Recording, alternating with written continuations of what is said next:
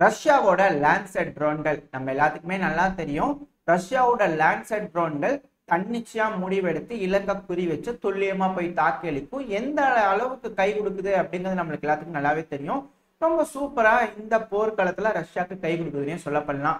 ஆனா இந்த ட்ரோன்கள் எப்போ அட்டானமஸா மாறிச்சோ அப்பத்துல இருந்து இதோட அட்டாக்கிங் ரேட்ல சக்சஸ் ரேட் வந்து கொஞ்சம் கம்மியாக ஆரம்பிச்சிருச்சு.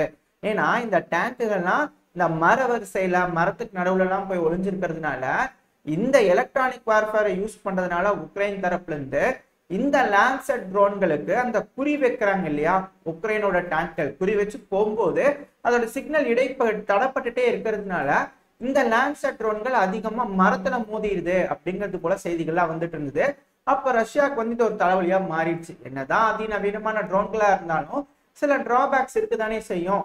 இது உக்ரைன் சாதகமா பயன்படுத்திட்டு இந்த மரங்களுக்கு நடுவுல பூந்து பூந்து போய் எஸ்கேப் ஆயிட்டு இருக்கிறாங்க. இதனால லான்செட் ட்ரோன்களோட யூசேஜ் எல்லாம் கம்மியாயிடுச்சா, லான்செட் ட்ரோன்களுக்கு எதிராக இந்த உக்ரைன் வந்து எலக்ட்ரானிக் வார்ஃபேர் எஃபெக்டிவா யூஸ் பண்ண ஆரம்பிச்சிட்டாங்களா அப்படின்ற கேள்விகள்லாம் வந்துட்டு இருந்தது. ஏன்னா உக்ரைனோட எலக்ட்ரானிக் வார்ஃபேர் எப்படி லான்செட்டுக்கு எதிராக வந்து அதிகமா கை கொடுக்குது அப்படின்னு ஒரு கேள்வி வரும். இப்போ லான்செட் ட்ரோன்களை அதிகமா ரஷ்யா பயன்படுத்திட்டே இருக்கும்போது அந்த ட்ரோன்களோட உதிரி பாகங்கள் உக்ரைனுக்கு அதிகமா கிடைக்கும். அப்படி கிடைக்கும் போது எடுத்து ரிசர்ச் பண்ணிட்டே இருக்கும்போது இந்த ட்ரோன்கள் எப்படி வேலை செய்யுது அப்படிங்கிறது வந்து உக்ரைனுக்கு தெரிய வந்துடும் இல்லையா. அதனால அதை பேஸ் பண்ணி அந்த டேட்டாஸை பேஸ் பண்ணி எலக்ட்ரானிக் வார்ஃபேர் அப்கிரேட் பண்ணதுனால எஃபெக்டிவா வேலை செஞ்சுட்டு இருந்தது. ஆனா இப்போ அதுக்கு செக் வைக்கும் விதமா ரஷ்யாவோட இந்த லான்செட் ட்ரோன்கள் துல்லிய தாக்குதல திரும்பவும் நான் வந்துட்டேன்டா சிங்கம் போல களம் இறங்கிட்டேன் அப்படிங்கிறது போல இந்த லான்செட் ட்ரோன்கள் துல்லியமா தாக்குதல் பண்ண ஆரம்பிச்சிருச்சு. உக்ரைனோட டேங்குகள் எங்கதான் மறைஞ்சிருந்தாலும் எத்தனை மரங்களுக்கு நடுவுல இருந்தாலும் துல்லியமா இலக்கு அடிக்குது அப்படிங்கிறது போல வீடியோ பதிவுகள்லாம் வர ஆரம்பிச்சிருச்சு. ஈவன் தோ அதாவது உக்ரைனோட எலக்ட்ரானிக் வார்ஃபேர் செம்மையா வேலை செஞ்சதுனா கூட ரஷ்யாவோட லான்செட் ட்ரோன்கள் துல்லியமா தாக்குதல் பண்ண ஆரம்பிச்சிருச்சு. அந்த எலக்ட்ரானிக் வார்ஃபேரை கவுண்டர் பண்ண ஆரம்பிச்சிருச்சு அப்படிங்கிறது போல சொல்லப்பட்டு வருது. எப்படி அட்டானமஸ் இதுக்கு அந்த அளவுக்கு மூளைக்கு வந்து வேலை கொடுத்தாங்க அப்படின்னா இதோட டார்கெட் சிஸ்டம்ல ஏதோ ஒரு மாடிஃபிகேஷன் பண்ணியிருக்கிறாங்க. அதனால இந்த ட்ரோனுக்கு வந்து தெரிஞ்சிருந்தான் இந்த டேங்க் இங்கதான் இருக்கு, அந்த டேங்கை போய் நம்ம அடிக்கும் போது என்னென்ன அப்டக்கிள்ஸ் எல்லாம் இருக்குன்றதை தெரிஞ்சுட்டு கால்குலேட் பண்ணி ரூட்டை ஃபிக்ஸ் பண்ணி போய் அடிக்கிறதுனால அதோட அக்யூரசி அதிகமாயிடுச்சு அப்படிங்கிறத சொல்றாங்க. அதோட வீடியோ பதிவுகள்லாம் வந்திருக்கு, பதிவுகள் சைட்ல லோட இருக்கும், நீங்க பார்க்கும்போது தெரியும். அதாவது இந்த ட்ரோன் போயிட்டு இருக்கும் போது அப்படியே பிளாங்க் ஆகுது இல்லையா, கிரே கலர்ல மாறுது. அதுதான் எலக்ட்ரானிக் வார்ஃபேர் டிவைஸ் விட்டு அதோட கேமரா சிக்னல்ஸ் அதோட டார்கெட்டிங் சிக்னல்ஸ் எல்லாம் கேன்சல் பண்ணுது, அதாவது கட் பண்ணி விட்டு ட்ரை பண்ணுது. இருந்துமே டார்கெட்டை துல்லியமா அடிக்குது.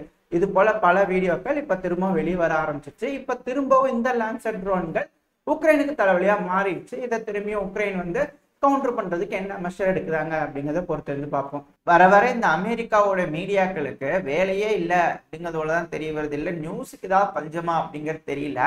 ஏதோ நம்ம யூடியூபர்ஸ்னா பல யூடியூபர்ஸ் இருக்கோம், நம்ம நியூஸ்லாம் செய்தி சேகரிச்சு நம்ம போட்டுக்கிட்டு இருக்கோம். இதை கேட்டுட்டு ஆர்டிகிளா போட்டா கூட பரவாயில்ல. எப்பப்பா இந்த சீனா எப்படி வந்து தைவானை பிடிப்பாங்க, அந்த சமயத்துல அமெரிக்கா எப்படி ப்ரிப்பேர் ஆகுது அப்படிங்கிறது ஒரு ஆர்டிகிளை வந்து ப்ரிப்பேர் பண்ணி போட்டே இருக்கிறாங்க.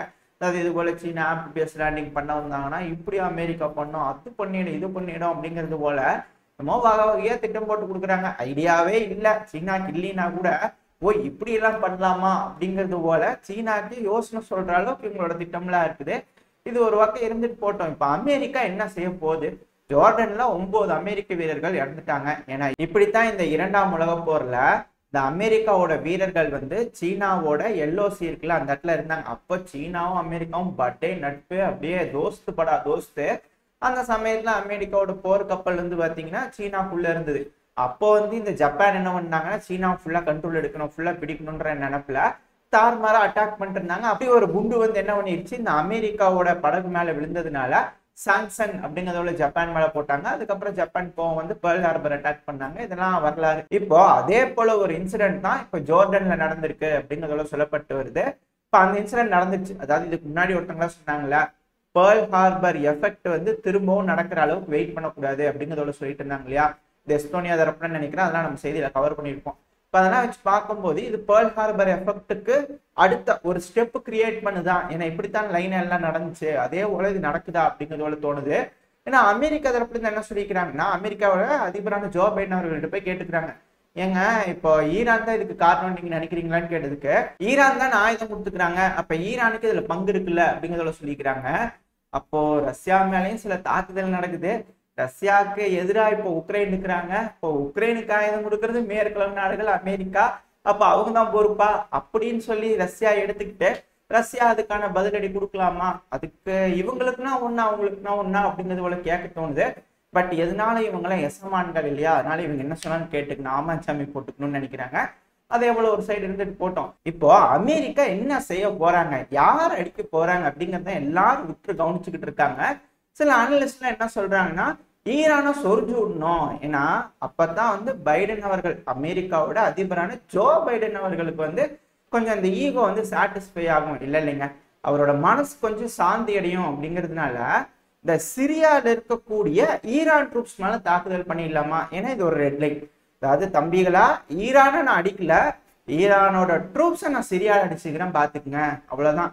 அப்ப டைரக்டா ஈரான் வந்து எங்க மேல போர் தொட்டிட்டீங்கன்னு சொல்லி வர முடியுமா அப்படின்னு கேட்டீங்கன்னா, சும்மா இருந்து சொரிஞ்சு விட்டு நான் போய் உள்ள விழுந்துடணுமா? ஏன்னா அமெரிக்கா டைரக்டா ஈரான் அடிக்க கிடையாது. ஈரானோட நிலப்பகுதிக்குள்ள ஏதாவது தாக்குதல் பண்ணிட்டாங்கன்னா ரஷ்யா உள்ள வந்துருவாங்க. ஏன்னா என்ன சொல்லிக்கிறாங்க, ரஷ்யாவுக்கும் ஈரானுக்கும் ஒரு பேக்ட் இருக்கு. நம்ம அதை வந்து கவர் பண்ணியிருக்கோம், ஒரு பதிவுல நம்ம சொல்லியிருக்கோம். ரஷ்யாவும் ஈரானும் அந்த லேண்ட், அந்த பரப்புக்குள்ள வந்து அக்ரிமெண்ட் பண்ணிக்கிறாங்க. சாவரனிட்டி வந்து நாங்க அங்கீகரிக்கிறோம், தாக்குதல் பண்ணா நாங்க ரிட்டாலியேட் பண்ணோம் அப்படிங்கிறத சொல்லிக்கிறாங்க. அப்போ அமெரிக்கா 100% வாய்ப்பு இருக்கு ஈரானை தாக்குதல் பண்ணவே மாட்டாங்க அப்படிங்கிறதோட அனலிஸ்ட் சொல்லிட்டு இருக்கிறாங்க. அது நம்மளோட கருத்து அதுவாதான் இருக்கு. அப்ப ஈரானோட நிலப்பரப்புக்குள்ள தாக்குதல் இருக்காது, ஆனா ஈரானோட ட்ரூப்ஸ் அடிக்கணும், அதுதான் அமெரிக்காவோட திட்டமா இருக்கும். அது இந்த சிரியால இருக்கக்கூடிய ஈரான் ட்ரூப்ஸா இருக்கலாம். ஏன்னா இஸ்ரேல் வந்து கொதிச்சு எழுந்துட்டு இருக்காங்க.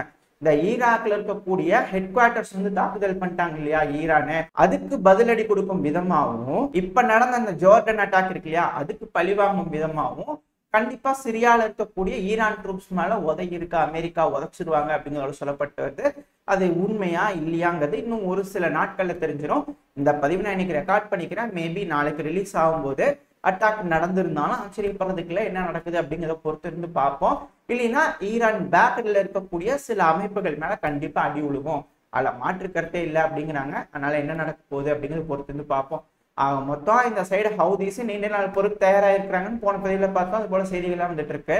இங்க மேல சிரியா, மிடில் ஈஸ்ட்னா பெரும் பிரச்சனை ஆயிருமே. அப்போ சரி, ஓகே, இப்ப அமெரிக்கா வந்து பாத்தீங்கன்னா இந்த ஈரான் பேக்கடா இருக்கட்டும், ஏதோ ஒரு பக்கம் தாக்குதல் பண்ணிட்டான்னு வச்சுக்கோங்க. இப்ப ஹவுதி மேல தாக்குதல் பண்ணும்போது ஹவுதிஸ் என்ன செஞ்சாங்க, ரிட்டாலியேட் பண்ணுவேன்னு சொல்லி அவங்க இருக்கக்கூட வர போற மெர்ச்சன்ட் ஷிப் மேலாம் தாக்குதல் பண்ணிட்டு இருக்கிறாங்க. அதோட இமேஜஸ் எல்லாம் வந்துட்டு இருக்கு, வீடியோ பதிவுலாம் வந்துட்டு இருக்கு. இதே போல இந்த மிடில் ஈஸ்ட்ல இருக்கக்கூடிய அமெரிக்காவோட ஆயில் கிணறுகள் மேல நாங்க குறி வச்சு அடிப்போம், எங்களை யார் அசிக்க முடியாதுன்னு சொல்லிட்டு நாங்களே நீண்ட நாள் போருக்கு தயார் அப்படிங்கிறது போல ஈரான் பேக்கில் இருக்கிறவங்களே, ஈரான் நிலையில் இருக்கிறவங்களே சொல்லிட்டாங்கன்னு வச்சுக்கோங்களேன், அமெரிக்காவுக்கு மிகப்பெரிய தலைவலியா போயிடும். அந்த ஒரு காரணத்தினால்தான் இத்தனை நாளா என்ன நடந்தாலும் கப்சிப்புன்னு இருந்தாங்க. இப்ப ரிட்டாலியேட் பண்ணியே ஆகணும் அப்படின்ற ஒரு கட்டாயத்துக்கு வந்துட்டதுனால ஏதோ ஒரு மிகப்பெரிய அட்டாக்கா அமெரிக்கா செய்யணும், அப்படி சும்மா லைட்டா காமிச்சு விட்டுறலாம் அப்படிங்கிறது போல ஏதாவது செஞ்சுட்டாங்கன்னா மிடில் ஈஸ்ட்ல அமெரிக்காவுக்கு தான் பிரச்சனை, சிக்கலாயிரும். ஏன்னா அமெரிக்காவோட ஆயில் இருப்பு ரொம்ப கம்மியா இருக்கு. இப்ப வெனிசுலா கிட்ட இருந்து வாங்கிட்டு இருக்கிறாங்க, பட் இருந்தாலும் இந்த மிடில் ஈஸ்ட்ல இருந்து வாங்கினோம்னா பைசா இல்லாம பண்ணிக்கலாம் இல்லையா. அதனால அமெரிக்காவுக்கு இந்த மிடில் ஈஸ்ட்ல இருக்கக்கூடிய ஆயில் கிணறுகள் ரொம்ப ரொம்ப முக்கியம். இந்த ஆயில் கிணறுகளை பாதுகாக்கும் வகையில மிகப்பெரிய தாக்குதல் பல இடங்கள்லயும் பல அமைப்புகள் மேலேயும் நடத்தி ஆகணும். ஒரு சேர சும்மா இந்த ஹவுதிஸ் மேல 10 அட்டாக் 5 அட்டாக் பண்ண மாதிரி பண்ணி விட்டாங்கன்னா அவங்க பழி வாங்குறேன்னு சொல்லிட்டு வேற ஏதாவது பேசிக்ஸ் அடிச்சு விட்டான்னு, பேஸ் அடிச்சா ஒன்றும் பிரயோஜனம் இல்ல, ஆயில் கிணறுல குறி வச்சு அடிச்சு துவம்சம் பண்ணிட்டாங்கன்னா அமெரிக்காவோட சோழி முடிஞ்சு அப்படிங்கிறத சொல்லப்பட்டு வருது. அதனால அமெரிக்கா இது போல இக்கட்டான சூழ்நிலைய இந்த இடத்துல அட்டாக் பண்ணி ஆகணும். ஏன்னா பல நாடுகளுக்கும் நம்ம இது போலதான் சொல்லுவோம், ஒரு அட்டாக் நடந்துச்சுன்னா தலைமை வீக்கா இருக்கா அப்படிங்கிறது போல, அப்போ அமெரிக்காவோட தலைமை என்ன வீக்கா இருக்கா அப்படின்றது போல கேள்வி வந்துடும். அதை சமாளிக்கிறதுக்காக ஒரு அட்டாக் பண்ணணும். ஆனா அந்த அட்டாக் நேக்கான அட்டாக்கா இருக்கணும், இல்லைன்னா பவர்ஃபுல் அட்டாக்கா இருக்கணும். அதனால அமெரிக்கா என்ன செய்ய போறாங்க அப்படிங்கிறது பொறுத்து பார்ப்போம். இதோட இந்த பதிவை நான் முடிச்சுக்குவோம். இந்த பதிவு எப்படி இருந்துச்சு அப்படிங்கிற உங்களோட கருத்துக்களை மறக்காம கமெண்ட் செக்ஷன்ல சொல்லிடுங்க. அது கூடவே இந்த பதிவு உங்க ஃப்ரெண்ட்ஸ் அண்ட் ஃபேமிலிக்கு ஷேர் பண்ணிடுங்க. நம்ம சேனல் இன்னும் சப்ஸ்கிரைப் பண்ணலாம், மறக்காம சப்ஸ்கிரைப் பண்ணிடுங்க. இந்த பதிவு நல்லா இருந்திருக்குன்ற நம்பிக்கையில அடுத்த பதிவில் உங்களை சந்திக்கிறேன். அது வரைக்கும் ஸ்டே சேஃப், பை பாய்.